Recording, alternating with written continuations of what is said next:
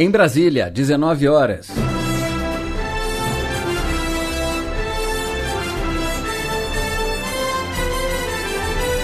Está no ar a Voz do Brasil. As notícias do governo federal que movimentaram o país no dia de hoje. Olá, boa noite. Boa noite para você que nos acompanha em todo o país. Terça-feira, 15 de maio de 2018. E vamos ao destaque do dia. Prestação de contas aos brasileiros. Presidente Michel Temer detalha ações que mudaram os rumos do país em 2 anos de governo. Nós somos responsáveis e orgulhosos por, afinal, tirar o país da maior recessão da sua história. Inflação de 3% e juros mais baixos da história. A volta da produção na indústria, vendas no comércio e a geração de empregos. E Michel Temer destaca, com a economia aquecida, o país volta a crescer. Sem dúvida, eu creio que todos nós fomos responsáveis por tirar o Brasil do vermelho e colocarmos o país no rumo certo. E você também vai ouvir na Voz do Brasil de hoje. Mutirões de saúde estão sendo realizados em áreas indígenas isoladas no norte do país. E vamos falar da nova lei que quer incentivar o combate ao bullying nas escolas. Hoje, na apresentação da Voz do Brasil, Gabriela Mendes e Nazi Brum. E para assistir a gente ao vivo na internet, basta acessar www.voz.gov.br. O Brasil saiu de uma das piores recessões da história. E voltou a crescer. Foi o que destacou hoje o presidente Michel Temer ao fazer uma verdadeira prestação de contas desses 2 anos de governo. A ministros e aos brasileiros falou de cada uma das ações em todas as áreas, da economia ao social. A repórter Gabriela Noronha acompanhou e também detalha pra gente as medidas e os resultados. Um dos orgulhos do governo, de acordo com Temer, foi ter ajudado o Brasil a sair do que classificou de maior recessão da história. A inflação, que estava acima de 10%, hoje está na casa dos 3%, aliviando o bolso dos brasileiros. Os juros básicos da economia, que passavam os 14%, agora estão em 6,5%. E um dos sinais dessa melhora foi o crescimento na venda de veículos após 3 anos de queda, como destacou o presidente. Em abril, tivemos um aumento de 40% em relação ao ano passado. E a venda de caminhões, eu menciono a venda de caminhões, porque quem compra caminhão, naturalmente não o faz para passear, é porque está fazendo circular a produção nacional, pois a venda de caminhões chegou a subir 77%. E parte desses novos caminhões foi para dar conta de carregar a produção de alimentos. O governo destinou 190 bilhões de reais em crédito rural. Isso ajudou o país a colher uma safra recorde em 2017 e a ter uma previsão otimista para 2018. Porque esses dados todos que eu estou dando faz com que a comida continue mais barata nos lares brasileiros. A queda da inflação significa isso, a queda dos juros significa isso, a produção recorde significa isso. Ela atinge a todo o povo brasileiro. Ainda falando sobre o campo, Temer disse que a regularização fundiária foi uma das prioridades do governo até aqui. Foram concedidos títulos de propriedade de posse, numa média 10 vezes superior à média histórica, segundo Michel Temer. Nosso governo trabalha para promover a paz no campo e não conflitos. Nós trabalhamos para garantir a posse da terra aos pequenos produtores rurais, não por armas, mas pela força da lei e pela decisão política e nada mais. O investimento em obras de infraestrutura também foi o foco do governo nesses 2 anos de gestão. Foram concessões de projetos para iniciativa privada e também aporte de recursos em obras, como o metrô de Salvador e no Rodoanel de São Paulo. E obras que estavam paradas estão sendo retomadas. Agora será possível concluir mais de 7.000 obras de pequeno, médio e grande porte que serão entregues até 31 de dezembro deste ano. De uma sala de aula a uma universidade, de uma sala de cirurgia a um pronto-socorro, de uma praça a um metrô, são obras que estão espalhadas por todo o território nacional. E a mudança na forma de administrar o Brasil e as empresas estatais gerou resultado em um dos nossos maiores bens. Em 2016, a Petrobras valia 67 bilhões de reais na Bolsa de Valores. E nesta última semana, a empresa reconquistou o título de mais valiosa do Brasil. Ultrapassou os 350 bilhões de reais. Nós salvamos a Petrobras. Ao assumir o governo, todos sabemos, eu recebi a companhia em colapso. E hoje, ministros, ministras, presidentes estatais, secretários executivos, deputados, senadores, hoje é com muita alegria que nós podemos anunciar, não é, que a Petrobras está recuperada. A empresa acaba de obter quase 7 bilhões de lucro no primeiro trimestre deste ano. Isso representa uma alta de 56%, a maior desde 2013. Para o presidente foram 2 anos de muita luta, mas também de muitas vitórias. Ele agradeceu o apoio dos parlamentares, da equipe de governo e também dos brasileiros. Por isso eu agradeço a todos, mas também aos nossos milhões de trabalhadores, trabalhadoras, que diariamente fazem o Brasil acontecer, né? Por isso que a você que está nos vendo e ouvindo, que ainda procura um emprego, eu não esqueci o meu compromisso assumido no dia do trabalho. O Brasil cresce e a nossa esperança cresce junto. Portanto, não percam a esperança e não aceitem outro Brasil. O presidente Michel Temer lembrou, por fim, que o governo ainda tem muito a realizar nesses últimos 7 meses de administração. Reportagem Gabriela Noronha. E na saúde, o presidente Michel Temer também destacou o recorde de atendimento em unidades básicas de saúde, que atendem quase 80% da população. Temer falou ainda da contratação de novas equipes de saúde da família, saúde bucal e da renovação da frota do SAMU. Há 7 anos, os municípios não recebiam novas ambulâncias. A nossa equipe conversou com o ministro da Saúde, Gilberto Occhi, que falou sobre o que deve ser feito nesses últimos 7 meses de governo. Com um orçamento de mais de 130 bilhões de reais, a ideia é dar continuidade a projetos que já estão em andamento, como a informatização das unidades básicas de saúde, o chamado prontuário eletrônico. Occhi detalhou outras ações previstas na área até o fim do ano. Compra de equipamento, ambulâncias, equipamento odontológico, aceleradores lineares para o tratamento do câncer. Se nós conseguirmos melhorar a informatização na saúde, se nós conseguirmos dar uma melhor eficiência no nosso gasto em remédios, se nós conseguirmos ampliar a cobertura, principalmente do glaucoma, do tratamento da TRS, que é um tratamento ligado à questão da hemodiálise, que é o que nós estamos fazendo. Se nós conseguirmos entregar todos os equipamentos que já contratamos e estamos entregando, com certeza a saúde vai estar melhor e a gente sai com o dever cumprido. Na área social, o presidente Michel Temer detalhou o programa Criança Feliz, que já está atendendo mais de 240 mil crianças e gestantes. Temer também falou do aumento de 18% no Bolsa Família nos últimos 2 anos. Agora, o ministro do Desenvolvimento Social, Alberto Beltrame, disse que a prioridade nos próximos 7 meses é intensificar as ações do programa Progredir. O programa consegue colocação profissional e facilita o acesso a microcrédito para beneficiários do Bolsa Família e para os inscritos no Cadastro Único do Governo Federal. No segundo semestre do ano passado, foram 2 bilhões concedidos em microcrédito. E 68 mil pessoas conseguiram emprego com carteira assinada entre dezembro e outubro. Temos todo um trabalho para fazer no Progredir, geração de emprego, geração de renda, a ampliação do microcrédito, enfim, tem uma série de coisas que podem e que vão ser feitas ainda nesses 7 meses que nos restam de governo. E em nossa série de reportagens especiais sobre esses 2 anos de governo, hoje vamos detalhar os resultados no setor agrícola e nas nossas exportações. Confiança que também se reflete em novos empresários que apostam no país. O repórter João Pedro Neto conta como medidas importantes se refletiram nesse resultado: maior produção, recorde em exportações e novos investimentos. Nesses últimos 2 anos, o Brasil colheu as maiores safras da história do país.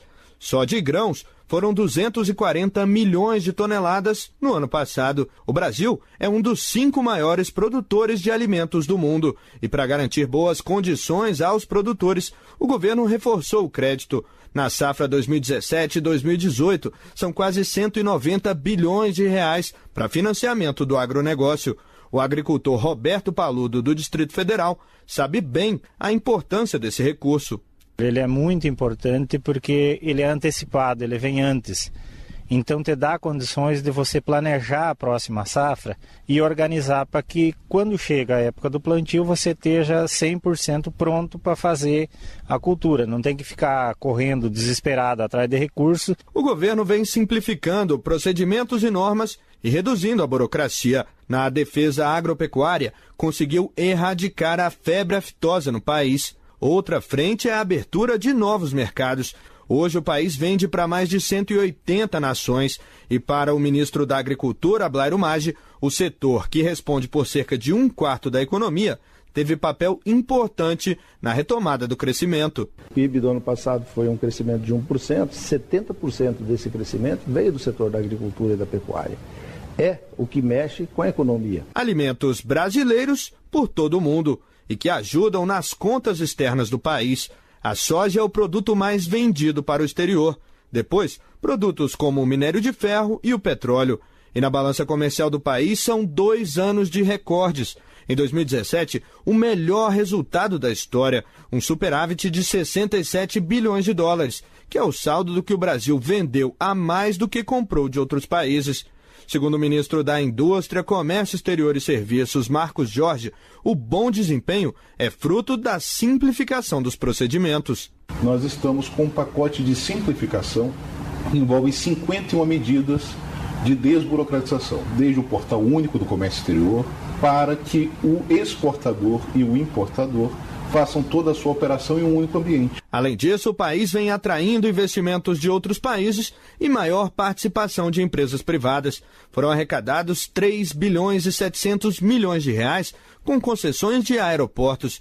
No setor elétrico, leilões vão garantir mais de 20 bilhões de reais em investimentos e energia mais barata. Na área de óleo e gás, com resultado recorde no último leilão, já são cerca de 18 bilhões de reais arrecadados pelo governo em bônus desde o ano passado. Para o ministro de Minas e Energia, Moreira Franco, os novos investimentos já mostram resultados. Hoje, os resultados obtidos pela Petrobras são resultados que fortalecem a empresa, fortalecem a política que nós estamos vendo ser aplicada no país. Os leilões do pré-sal têm sido leilões extremamente concorridos. De acordo com o último balanço, 74 de 175 projetos de concessões e privatizações do governo federal já foram concluídos em várias áreas. Reportagem João Pedro Neto. E você vai ouvir ainda nesta edição. Mutirões de saúde estão sendo realizados em áreas indígenas isoladas no norte do país. E nova lei quer incentivar o combate ao bullying nas escolas. Você na Voz do Brasil. A nossa ouvinte Alice Moraes de Oliveira, de Natal, no Rio Grande do Norte, mandou mensagem perguntando como poderia ter um apoio nos estudos para fazer a prova do Enem. Ela explica que não tem como pagar um cursinho. Então, Alice, para ajudar pessoas como você, já está no ar mais uma temporada do programa Hora do Enem, produzido pela TV Escola do Ministério da Educação. A gente vai te dar as dicas para que você tenha acesso às aulas e até baixar pela internet, quando não puder assistir na TV. O programa leva para a tela do computador ou da TV dicas e conteúdos para quem vai fazer o Enem. A plataforma é de graça, aberta e todo o conteúdo é produzido por educadores. O estudante Jonas Tavares tem 17 anos e sonha em cursar medicina. Ele conta que já acompanhou o programa e fez os simulados e que esse tipo de recurso ajuda muito quem busca uma vaga no ensino superior. É um projeto importantíssimo, tem um ganho estudantil, social enorme, já que as pessoas que não podem, pagar um curso ou algo fora para estudar para o vestibular da escola, possam se preparar também de igual para igual com os outros alunos que têm mais oportunidades, No programa, cada dia, uma área de conhecimento é ensinada. Na segunda, por exemplo, é dia de aula de matemática. Na terça, aula de ciências humanas. E na quarta, aula de linguagens. A exibição é às 7 da manhã na TV Escola, com reprises à 1 da tarde e 6 da noite. A novidade neste ano é a interação. Telespectadores vão poder mandar mensagens que serão lidas durante o programa. O diretor de programação da TV Escola, Cláudio Jardim, explica que a ideia é ensinar e divertir. A gente está procurando descontrair ainda mais para tornar mais interessante para o aluno a participação e a percepção e absorção dos conteúdos durante o programa. Além das videoaulas, o Hora do Enem conta também com simulados e exercícios. Vinícius da Costa Costa é professor de matemática e coordenador de uma escola pública no Distrito Federal. Ele acredita que os jovens devem aproveitar a tecnologia para investir no futuro e conta que o programa é democrático por ser acessado pela internet e pela TV aberta. A gente tem na TV aberta, né, TV Escola, exibir uma preparação, né, que os alunos, nem todo mundo tem internet, as comunidades mais carentes, nem todos os alunos têm internet em casa, então isso é um diferencial que ele tem de graça para ele poder fazer essa preparação. Para assistir, basta sintonizar o canal da TV Escola na TV ou no YouTube. Você também pode baixar as aulas e guardar o conteúdo no seu computador. As provas do Enem serão nos dias 4 e 11 de novembro. Reportagem Márcia Fernandes. Para saber como assistir a TV Escola aí na sua casa, acesse tvescolatudojunto.org.br. E para assistir aos episódios e até baixar os vídeos, você pode acessar youtube.com/TV Escola. E se você também tem alguma dúvida sobre programas do governo, manda pra gente. Basta gravar uma mensagem e mandar para o nosso e-mail voz@bbc.com.br ou no nosso WhatsApp 61 99 862 7345. Vou repetir. 99862-7345. A nossa produção vai procurar a resposta para você. Participe! Defesa do Brasil! Defesa do Brasil! Ter uma indústria forte e capaz de produzir equipamentos de defesa é fundamental para incentivar o desenvolvimento tecnológico de um país. E o que muita gente não sabe é que o Brasil conta com uma base industrial de defesa sólida, que produz equipamentos de última geração. E para levar a importância desse investimento aos brasileiros, mais precisamente às crianças, vem novidade por aí. A repórter Marina Mello adianta pra gente um novo projeto que vai ser lançado amanhã.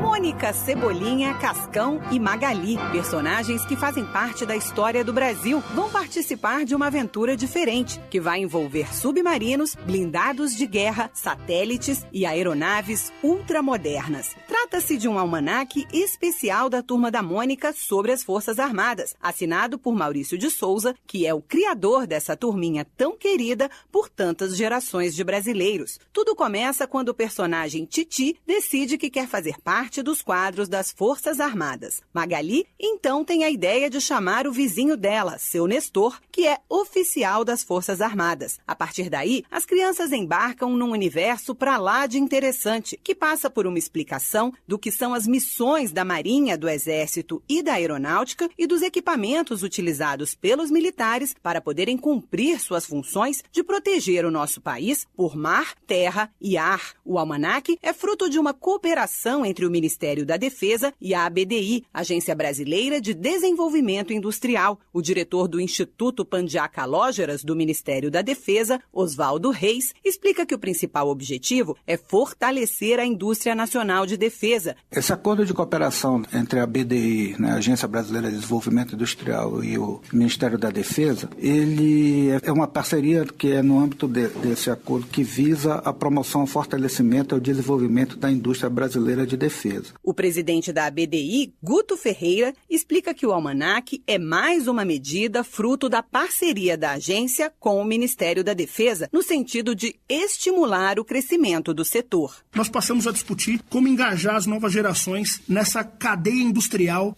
brasileira. E aí, a melhor forma de se engajar as novas gerações, sobretudo as mais novas, é pelo meio lúdico. E ninguém trabalha a questão lúdica melhor no Brasil que o nosso Maurício de Souza. O conteúdo será distribuído para crianças em idade escolar, mas quem já pôde dar uma olhada no gibi aprovou a publicação, como é o caso do estudante Bruno Mota, de 10 anos de idade. Garoto espelto.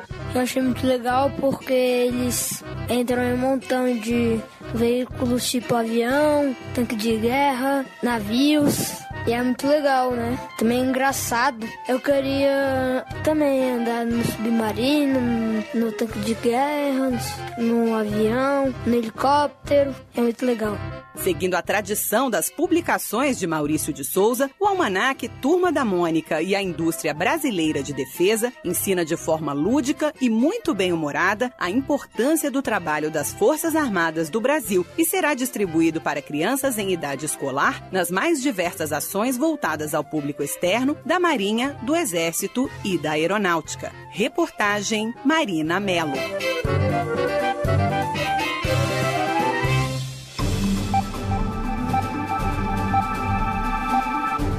As distâncias na floresta amazônica muitas vezes só são vencidas em viagens de barco que duram vários dias. Conseguir atendimento de saúde nessas condições se torna um desafio para qualquer morador da floresta. Por isso, o Ministério da Saúde leva esse atendimento às comunidades isoladas da região. Na primeira ação deste ano, realizada este mês, foram atendidos indígenas de aldeias de Rondônia e do Amazonas. Consultas médicas, exames, atendimentos odontológicos e até a realização de pequenas e médias cirurgias. Na semana passada, aconteceu o primeiro mutirão de atendimento de saúde em aldeias indígenas. Os primeiros locais foram as comunidades no Médio Rio Purus, no Amazonas, e as de Porto Velho, em Rondônia. O secretário de Saúde indígena do Ministério da Saúde, Marco Antônio Toccolini, destaca que esse serviço garante atendimento especializado nas aldeias. Nós levamos um atendimento de primeiro mundo para dentro da Amazônia, com especialidades como ginecologia, pediatria, odontologia, centros cirúrgicos para fazer pequenas e médias cirurgias, inclusive de próteses, de cataratas, enfim, é realmente uma operação fantástica. Só no Amazonas foram realizados 3.500 atendimentos e 324 cirurgias. Segundo o coordenador do Distrito Indígena Médio Rio Purus, Carlos Galvão, esse atendimento é muito importante para os indígenas que vivem em comunidades isoladas. Além de ter o médico na casa deles, é saber que os médicos que vêm são médicos experientes, médicos de regiões metropolitanas e bons cirurgiões.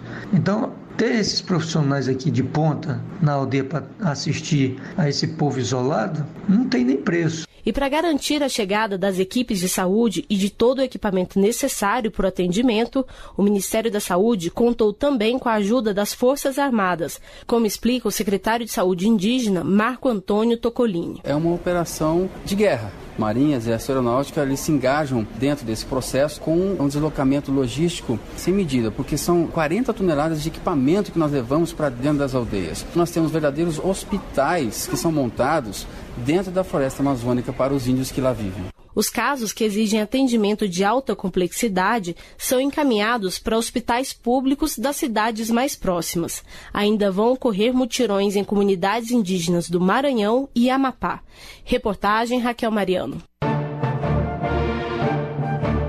Pode começar com uma piada e terminar até em agressão. A prática do bullying deixa a vítima traumatizada e deve ser combatida, especialmente dentro das escolas. E uma lei sancionada pelo presidente Michel Temer e publicada hoje quer justamente isso, incentivar uma conscientização dentro das salas de aula. A comerciante brasiliense Thaís Fragão, de 31 anos, conta que quando era criança sofreu muito bullying na escola. O motivo? O cabelo crespo. Elas sabem como os insultos doem. Na época eu sofria bastante, às vezes eu chegava em casa chorando, falava para minha mãe que eu não queria ter aquele cabelo, me incomodava muito. O bullying é uma violência intencional e repetitiva que ocorre sem motivação evidente, praticado por um indivíduo ou grupo contra uma ou mais pessoas com o objetivo de intimidar, agredir, causando dor e angústia à vítima. Ele pode se apresentar em forma de agressão psicológica, com insultos, xingamentos,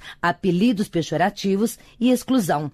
E, em casos mais graves, até agressão física. Para a psicóloga Múria Ribeiro, os efeitos do bullying são duradouros e pode acompanhar a vítima por toda a vida. Pode se tornar um adulto depressivo, ansioso, um adulto com sérios problemas, né? Para evitar agressões como as vivenciadas na infância por Thaís, o presidente Michel Temer sancionou uma nova lei de combate à prática do bullying no ambiente escolar. A legislação altera a Lei de Diretrizes e Bases da Educação e define os estabelecimentos de ensino como responsáveis por promover medidas de conscientização, prevenção e de combate a todos os tipos de violência. Como explica a coordenadora-geral de promoção dos direitos da criança e do adolescente do Ministério dos Direitos Humanos, Inajara Oliveira. Quando a gente fala que essa criança, que ela está na escola, que ela estaria nesse espaço seguro, é importante que ela também esteja num local que preserve todo tipo de diferença. As escolas deverão ainda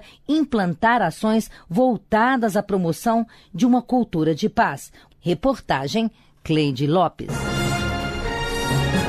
E essas foram as notícias do Governo Federal. Uma realização da Secretaria Especial de Comunicação Social da Presidência da República. Com produção da Empresa Brasil de Comunicação. Fique agora com as notícias do Poder Judiciário do Congresso Nacional. Boa noite. Boa noite e até amanhã.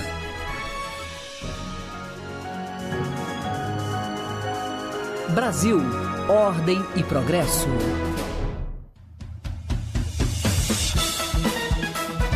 Você vai ouvir agora notícias do Poder Judiciário. Supremo Tribunal Federal julga a primeira ação da Lava Jato na Corte. E imposto de renda também incide sobre auxílio alimentação. A empresa deve indenizar funcionários por atraso em pagamento de salários. Olá, boa noite. Eu sou Uliana Gomes. E eu sou o Arthur Filho.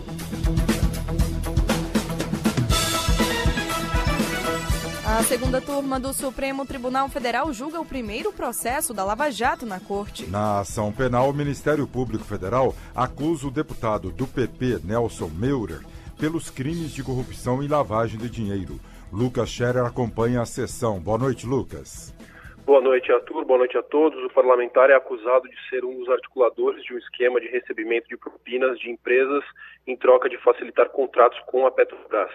2 filhos do político também são citados por supostamente ajudarem o pai. Segundo o Ministério Público Federal, o caso teria gerado quase 360 milhões de reais ao Partido Progressista. Meurer é apontado como tendo recebido 29 milhões. Ele também teria contado com doação milionária para a campanha eleitoral de 2010 como contrapartida pelos favores dentro da petroleira. A defesa contesta as acusações, dizendo que o político não teve peso dentro do partido durante a maior parte dos anos em que o suposto esquema teria durado e alegou falta de provas do caso. Na sessão de hoje, os ministros analisam algumas questões preliminares, pedidos da defesa antes de começarem, de fato, a julgá-lo. A votação sobre a condenação ou não do parlamentar ficará para a semana que vem. Eu volto com você, Juliana. Muito obrigada, Lucas, pelas informações na Voz do Brasil.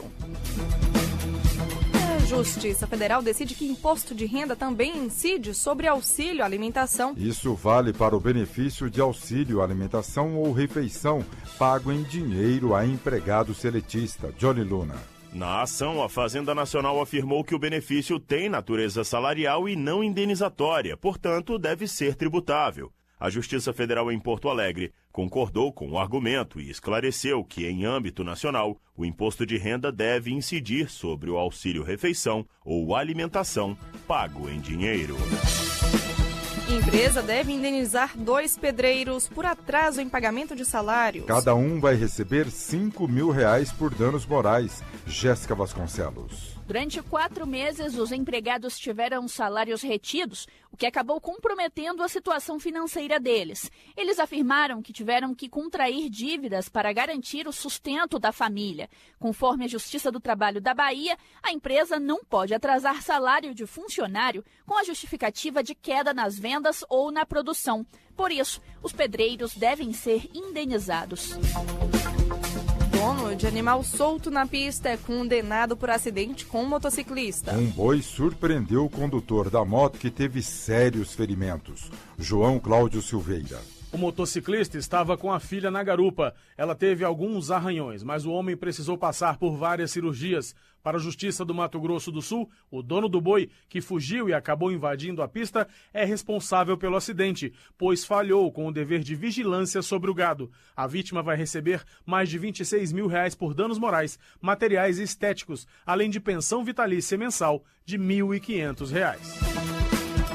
Supermercado deve indenizar consumidora por cobrar produto em valor diferente do que foi anunciado. A decisão considerou que houve propaganda enganosa. Cíntia Ribeiro. O estabelecimento anunciou uma promoção de carnes em rede social, mas ao passar as compras no caixa, a cliente foi surpreendida com a cobrança de valor maior. Ela disse que a situação lhe causou constrangimentos. Para a Justiça do Espírito Santo, houve falha no dever de informação ao consumidor e publicidade enganosa. A cliente vai receber R$1.000.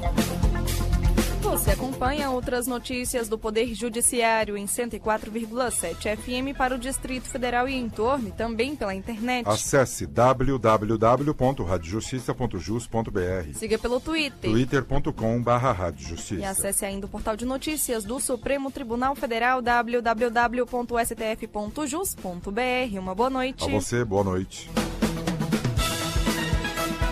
Notícias do Poder Judiciário, uma produção da Rádio Justiça, Supremo Tribunal Federal.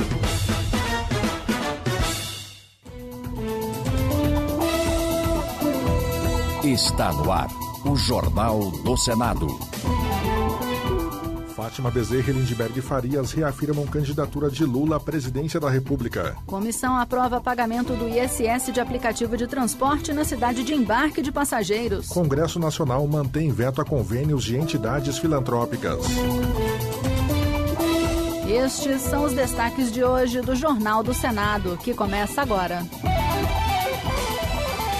Boa noite. Boa noite. A senadora Fátima Bezerra, do PT do Rio Grande do Norte, comentou os resultados da pesquisa de intenção de votos para a presidência da República, divulgada pela Confederação Nacional do Transporte. Fátima comemorou a liderança do ex-presidente Lula em todos os cenários nos quais aparece, tanto no primeiro quanto no segundo turno. A senadora afirmou que o PT não terá plano B nas eleições presidenciais deste ano. Segundo ela, uma eleição sem Lula não teria legitimidade, pois nos cenários pesquisados sem o ex-presidente, o número de votos brancos, nulos e indecisos passa de 26% para 45%. De acordo com Fátima Bezerra, todos os que se uniram em prol do impeachment da ex-presidente Dilma hoje aparecem com os maiores índices de rejeição. Nós estamos vendo aqui que esse consórcio conservador que entrou de cabeça no processo golpista já está recebendo um julgamento implacável da história. Enquanto o povo brasileiro quer a volta de Lula à presidência da República, e é o que diz a mais nova pesquisa, CNT, rejeitam exatamente aqueles que brincaram com a democracia, que rasgaram a Constituição, que desprezaram a soberania do voto popular e tomaram de assalto o poder. E o senador Lindbergh Farias, do PT do Rio de Janeiro, destacou que mesmo depois de preso, o ex-presidente Lula continua em primeiro lugar na preferência dos eleitores para o cargo de presidente da República. De acordo com Lindbergh, o PT registrará a candidatura de Lula à presidência e, se houver impugnação do Tribunal Superior Eleitoral, o partido recorrerá ao Supremo Tribunal Federal. Vai ser Lula candidato, com uma votação extraordinária, senadora Lides, porque o povo tem a memória daquele período de desenvolvimento. As pessoas sabem que naquele período as pessoas viviam melhor, tinha mais emprego, a renda era melhor. O senador Humberto Costa, do PT de Pernambuco, declarou que o Brasil tem vivido sob o comando do pior e mais detestado presidente da história. Segundo o senador, o afastamento de Dilma Rousseff e a posse de Temer foram obra do Congresso Nacional, o que, na opinião do petista, resultou em retrocessos na educação, saúde, direitos humanos, além de desemprego e da volta da miséria e da fome.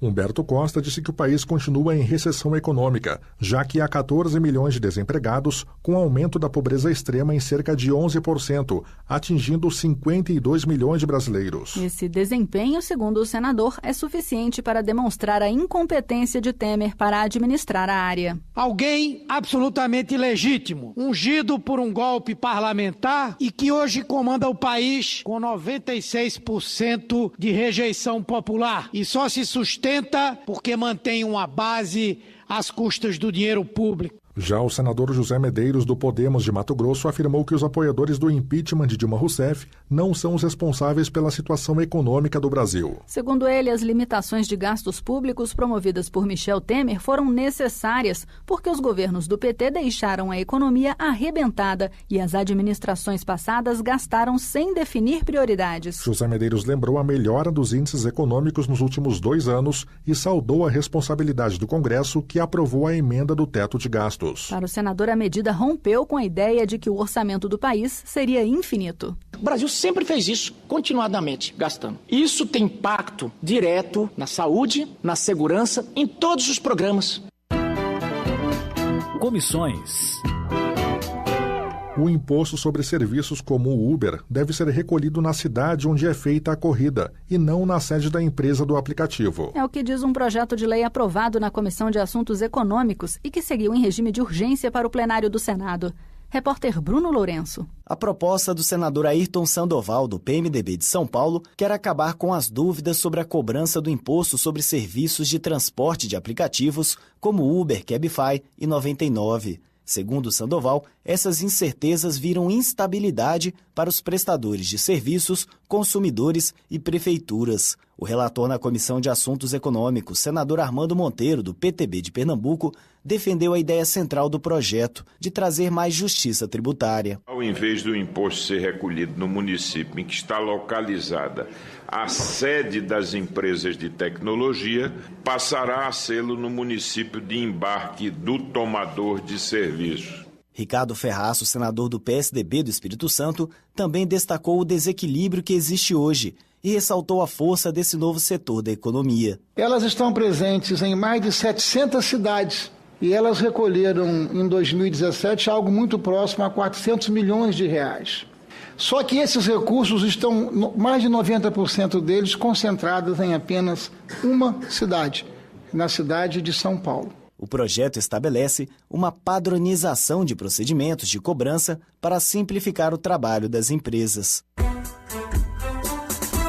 O senador Teomário Mota, do PTB de Roraima, elogiou a decisão adotada pelo ministro da Saúde, Gilberto Ock, de implantar uma triagem nos venezuelanos que chegam ao município de Pacaraima. Essas pessoas serão obrigadas a se vacinar contra o sarampo, doença que já está causando vítimas no lado brasileiro da fronteira devido ao fluxo de refugiados. Teomário Mota também acusou a governadora de Roraima, Sueli Campos, de ter usado verbas de uma emenda da bancada federal do estado destinadas à saúde para pagar dívidas do governo. O povo de Roraima está hoje gritando por uma saúde de qualidade. E aqui a gente fazendo um esforço imensurável. E Vossa Excelência pagando dívidazinha de políticos, dívidas aí que não se justificam, que precisam passar por uma auditoria, por uma apuração. O senador Paulo Paim, do PT do Rio Grande do Sul, lembrou a passagem do Dia do Assistente Social, celebrado hoje. Segundo o senador, o Brasil conta hoje com mais de 135 mil assistentes sociais. Ele enfatizou que estes profissionais realizam um trabalho socioeducativo, atuando nas diversas áreas ligadas à condução de políticas sociais, públicas e privadas. De acordo com Paim, os assistentes sociais lidam diariamente com pessoas em situação de vulnerabilidade e abandono, incluindo crianças, moradores de rua, desempregados, pessoas com conflitos familiares, usuários de drogas, entre outros. A formação desse profissional é totalmente humanista e comprometida com valores que dignificam as pessoas em suas diferenças e potencialidades, sem discriminação de qualquer natureza, tendo construído como projeto ético, político e profissional o compromisso com a liberdade, com a justiça e com a democracia. O Congresso Nacional manteve a proibição para que instituições filantrópicas firmem convênios com entidades não participantes do Sistema Único de Saúde para o tratamento de dependentes químicos. O governo prometeu editar uma medida provisória para autorizar os contratos com as chamadas comunidades terapêuticas. Repórter Maurício Desante. O veto anulou a permissão para que as instituições filantrópicas que tratam de dependentes químicos possam firmar contratos com qualquer órgão do Sistema Nacional de Políticas Públicas sobre Drogas. É o caso das comunidades terapêuticas. O líder do PSDB, senador Paulo Bauer, de Santa Catarina, defendeu que esse veto fosse derrubado. Tendo em vista que o dispositivo permitirá que um número maior de dependentes químicos sejam atendidos por uma gama maior de estabelecimentos e assim desafogar o tão sobrecarregado Sistema SUS, Sistema Único de Saúde. Mas prevaleceu o argumento da Presidência da República de que as comunidades terapêuticas não fazem parte do Sistema Único de Saúde e, por isso, os contratos com as instituições filantrópicas são ilegais. O líder do governo no Congresso Nacional, deputado André Moura, do PSC de Sergipe, afirmou que o Palácio do Planalto vai editar uma medida provisória para permitir os convênios com as comunidades terapêuticas. O veto que houve por parte do governo não é que o governo seja contra a matéria. O governo é a favor. O veto que houve por parte do governo por conta de uma inconstitucionalidade, de um vício de inconstitucionalidade. No compromisso que o governo assumiu de que nós vamos receber um texto proposto pela comunidade terapêutica, que na semana seguinte nós vamos encaminhar já uma medida provisória sem os vícios de inconstitucionalidade. Outro veto mantido pelo Congresso Nacional foi a 2 trechos da lei que regulamentou a produção de polpa e de suco de fruta. A legislação dizia que as novas regras valeriam apenas para as cooperativas e associações formadas por agricultores familiares. O veto retirou essa limitação. Também foi vetado o trecho que estabelecia que a produção, padronização e o envase da polpa ou suco de fruta deveriam ser feitos exclusivamente na agricultura familiar.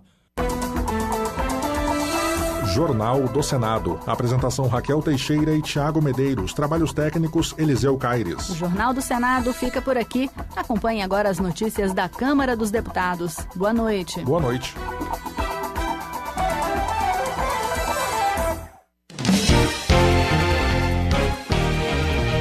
Jornal Câmara dos Deputados. Comissão aprova a suspensão de empresas flagradas com trabalho escravo. Relator busca definição rápida sobre ensino à distância na área de saúde. Deputados mineiros avaliam o aumento na tarifa do metrô como abusivo. Boa noite.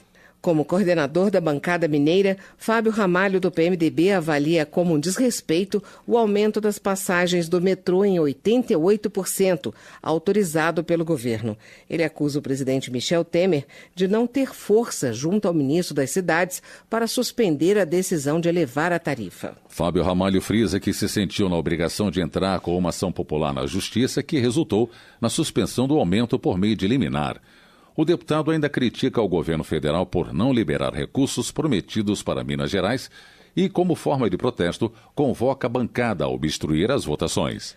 A Companhia Brasileira de Trens Urbanos, CBTU, foi notificada pela Justiça da suspensão do reajuste de quase 90% das tarifas de metrô em Belo Horizonte, Minas Gerais. Silvio Costa, do Avante de Pernambuco, sustenta que a tentativa de aumento é resultado da política pró-elitista do governo do presidente Michel Temer. Wellington Prado, do PROS de Minas Gerais, também critica o aumento de aproximadamente 90% da tarifa do metrô em Belo Horizonte. Para o deputado, além de ilegal e injustificável, o reajuste fere o Código de Defesa do Consumidor. Transportes. O aumento dos combustíveis pela Petrobras foi duramente criticado por Aliel Machado, do PSB do Paraná. Para o deputado, é inadmissível que o cidadão pague a conta de uma política econômica equivocada.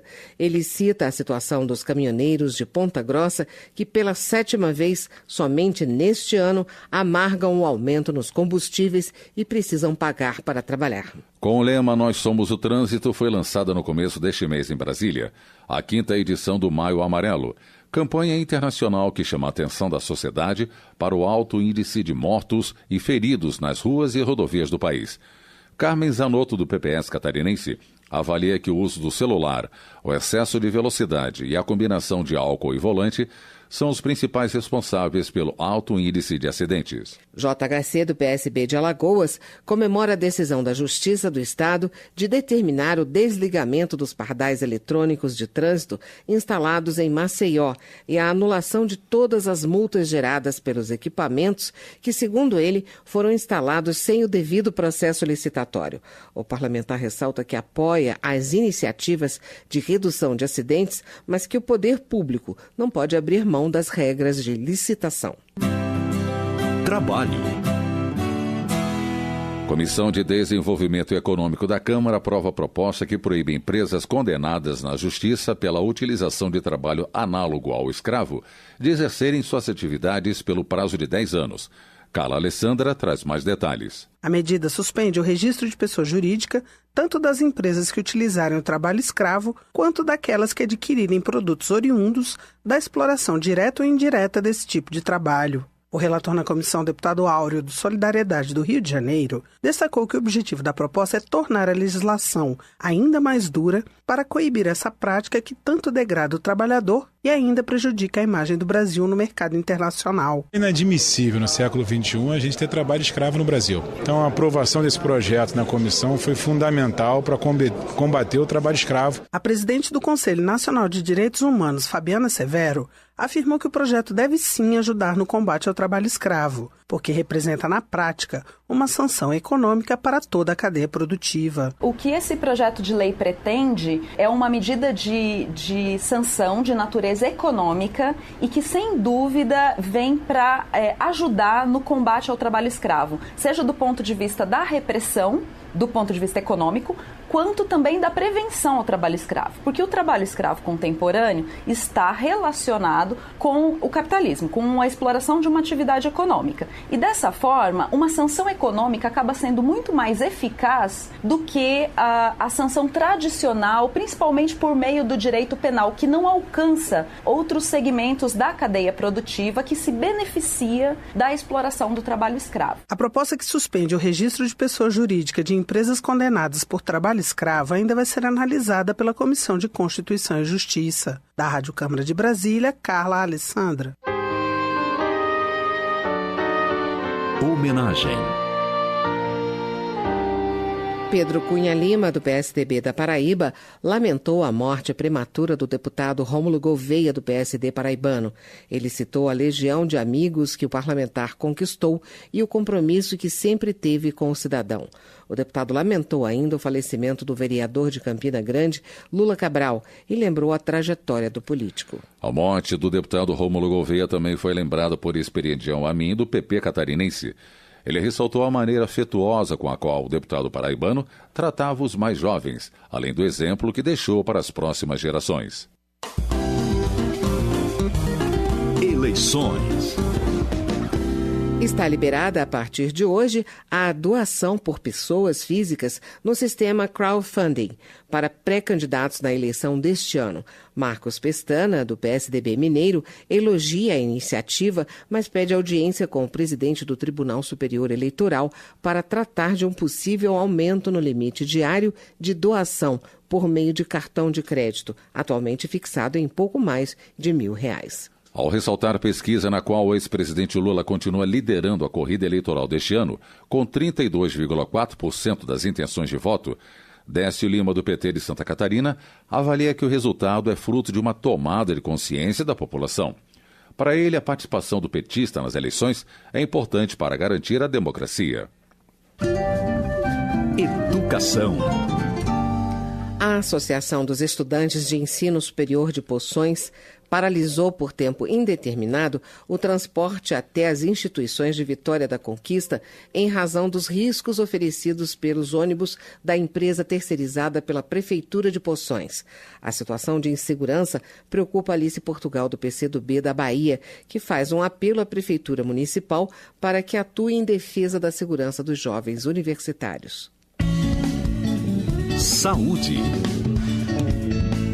O deputado Mandetta, do Democratas de Mato Grosso do Sul, pretende reunir deputados e profissionais de saúde para levar diretamente ao Ministério da Educação e ao Palácio do Planalto o debate sobre a proibição de cursos à distância na área de saúde no Brasil. Mandetta é relator de uma série de projetos em tramitação na Câmara que estabelecem a proibição dos cursos de saúde à distância. Noeli Nobre acompanhou o debate realizado hoje sobre o tema. A expectativa do deputado é que o governo revise um decreto presidencial do ano passado que tinha a intenção de aumentar o acesso ao ensino superior, mas que, na visão de profissionais e parlamentares, flexibilizou as regras para a educação à distância, levando a uma piora na qualidade dos cursos. Mandetta acredita que o tema possa ser tratado por meio de medida provisória que tem tramitação mais rápida, a fim de evitar problemas futuros para os alunos desses cursos. São milhares de jovens sendo induzidos a uma responsabilidade. As universidades entregam esses diplomas e não têm mais nenhuma responsabilidade sobre eles. E aí cai no SUS, cai na sociedade, cai no conjunto das pessoas. Mandetta participou de audiência sobre o assunto na Comissão de Seguridade Social e Família, que examina os projetos de lei. Autora de uma das propostas, a deputada Alice Portugal, do PCdoB da Bahia, disse que vai apresentar um projeto de decreto legislativo para suspender pelo menos as partes do decreto que dizem respeito ao ensino à distância na saúde. Como um enfermeiro será formado à distância? Como um farmacêutico que manipula fórmulas? Um farmacêutico que faz análise toxicológica, que dispensa e produz medicamentos? Como ele será formado à distância? Na audiência, as opiniões sobre a oferta de cursos de graduação à distância na área de saúde foram divergentes. Quem defende a proibição explicou que um bom curso de saúde depende do contato humano de laboratórios e estágios. Os favoráveis à modalidade afirmaram que não há diferença entre os resultados de quem participa de cursos presenciais ou à distância. Segundo Patrícia Vilas Boas, do Ministério da Educação, o MEC tem o mesmo rigor, seja com a educação à distância ou com cursos presenciais. Dados citados por ela apontam a existência de 231 cursos de saúde à distância credenciados no MEC nas áreas de educação física, enfermagem, farmácia, fisioterapia, gestão hospitalar, nutrição, odontologia, paramedicina, psicologia, radiologia e serviço social.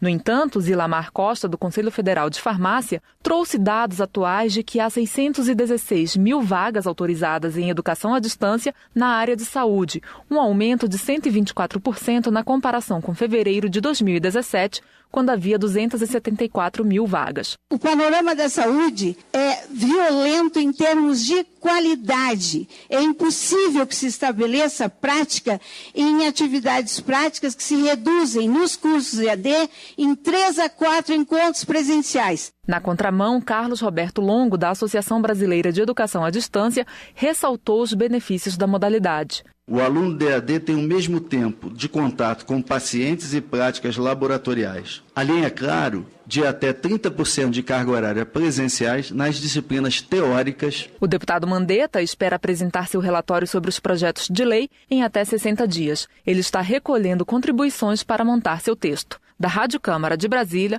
Noelle Nobre. Segurança Pública. Amanhã, a intervenção militar na segurança pública do Rio de Janeiro completa 3 meses. No entanto, Jandira Fegali, do PCdoB, considera que a ação ainda não teve efeito prático na cidade. Segundo a deputada, a decisão foi tomada de improviso, sem estrutura e planejamento. Chico Alencar, do PSOL Fluminense, pede aprovação de projeto em tramitação no Congresso que prevê a revisão da Lei da Anistia. A lei reverteu punições de militares e opositores ao regime militar nas décadas de 1960 e 70. Chico Alencar cita documentos da Agência de Inteligência Norte-Americana, CIA, que vieram a público na semana passada e revelaram novos fatos sobre a participação do Estado na execução e tortura de opositores ao regime.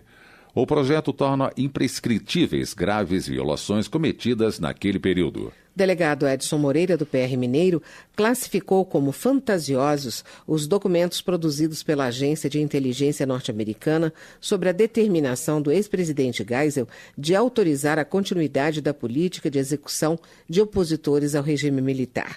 Segundo o deputado, as informações contradizem a história de Geisel, que promoveu a abertura econômica do país e afastou militares linha dura do regime. Uma policial militar de folga baleou um ladrão no momento em que ele tentava assaltar um grupo de pais na entrada de uma escola em São Paulo.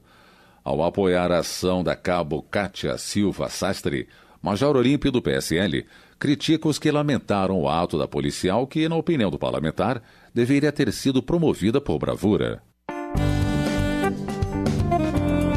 Desenvolvimento Regional. Os recursos destinados pelo orçamento impositivo pela bancada do Tocantins para a construção da ponte Xambioá não chegaram aos cofres dos municípios que vão ser beneficiados. O alerta foi feito por Carlos Henrique Gaguin, do Democratas Tocantinense. O parlamentar disse ainda que a população quer a obra e não promessas políticas. Diversos municípios paraenses como Redenção, Xinguara, Parauapebas e Pacajá comemoram o aniversário de emancipação política neste mês. No entanto, o Zé Geraldo, do PT, salienta que a população não tem o que comemorar.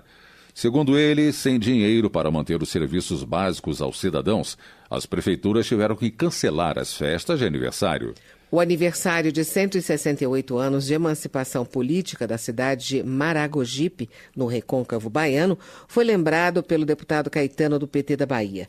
O parlamentar ressalta a história de luta do município. Marcelo Ortiz, do Podemos de São Paulo, parabeniza a cidade paulista de São Luís do Paraitinga pelos 249 anos de fundação. Como presente de aniversário, o deputado apresentou o projeto que concede ao município o título de capital nacional das marchinhas de carnaval. Economia. Em audiência na Câmara, especialistas em direito regulatório apontaram vários trechos que poderiam ser modificados na proposta de lei geral das agências reguladoras. Criadas para fiscalizar a prestação de serviços públicos por empresas, as agências reguladoras controlam a qualidade dos serviços e estabelecem regras para setores como petróleo, telefonia, planos de saúde e transporte de passageiros.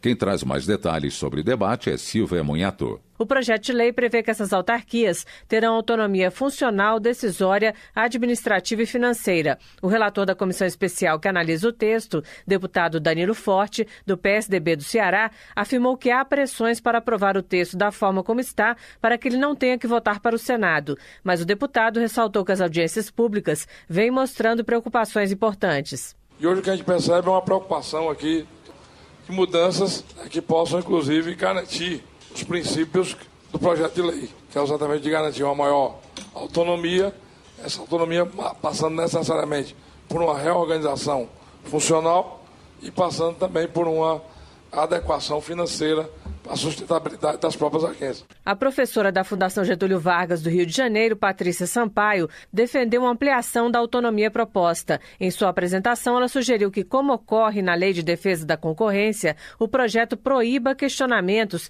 no âmbito do Poder Executivo para decisões tomadas pelas autarquias, que teriam então aplicação imediata. Já se vai aí mais de uma década de discussão de uma lei geral das agências reguladoras.